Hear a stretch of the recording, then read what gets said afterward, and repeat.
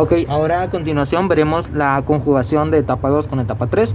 Como bien sabemos, etapa 2 es el hecho de tener prácticamente, se vio más que nada tiro horizontal, tiro parabólico, tiro vertical y caída libre. Caída libre siendo la forma más sencilla de problemas que se vieron en esa etapa. Y en etapa número 3 sería el hecho de movimiento uniforme, movimiento circular uniforme, el cual sería un movimiento que se hace, como su nombre lo dice, de manera circular, el cual siempre va a tener una aceleración y no tienen el mismo nombre de aceleración. Se le llamaría una aceleración centrípeta. ¿Por qué? Porque va dirigida hacia el centro. ¿Y cómo, se preguntarán, cómo podríamos conjugarlo o cómo podríamos unir esas dos etapas? La forma más sencilla de unirlas sería en un ejemplo. Claramente el ejemplo lo vamos a dejar en la parte final porque es lo más chido. Y por empezar tendríamos que entender o captar los conceptos. Los conceptos principales de segunda etapa, que serían caída libre, siendo la más sencilla, y es el ejemplo que utilizaremos. En caída libre se tiende, el concepto más importante en caída libre sería la gravedad. La gravedad teniendo un valor de 9.8, pero negativo. ¿Por qué? Porque va dirigido hacia abajo. Okay. ¿Y cuál es su unidad de medición? Al ser una aceleración, se tiende a tener metros sobre segundo al cuadrado. Ok, la gravedad es el elemento más importante de caída libre, tiro parabólico, tiro vertical y todos los demás. ¿Cómo sería el objeto en caída libre? Este objeto, una persona tendría que agarrarlo, ponerlo en la parte de aquí, y pues aquí ya estaría cayendo de forma libre, por eso su nombre. No está ninguna fuerza aplicada. El objeto en el aire no tiene ningún peso. Ya todo el peso no es relevante en la caída libre. Es más relevante el hecho de la gravedad, ya que con el hecho de la fricción, al ser eliminada en casos perfectos, por así decirlo, se tiende a no tener fricción, sin importar la aerodinámica ni el peso del objeto.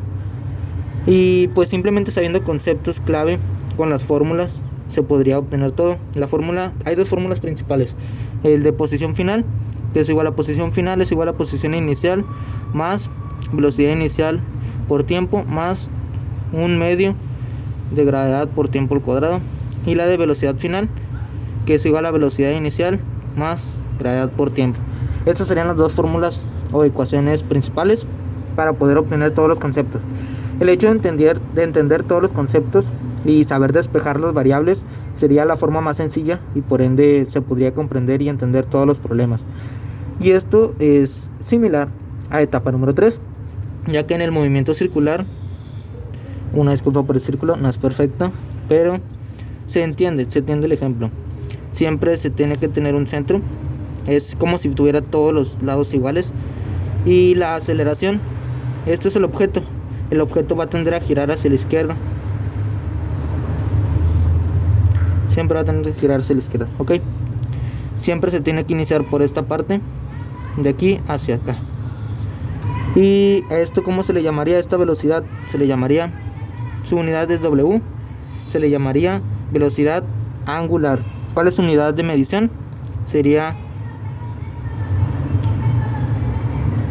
ángulo sobre segundo. Esa es la forma de sacarlo, el cual sería ángulo sobre segundo. El ángulo ya sea el ángulo recorrido. Un ejemplo, un ángulo de 90 en un segundo se divide 90 entre 1 y saldría 90. La velocidad se sacaría así. La unidad de medición sería W, es igual a radianes sobre segundo, porque tenemos que tener en cuenta que aquí nunca se deben de utilizar grados hexagesimales, sino radianes.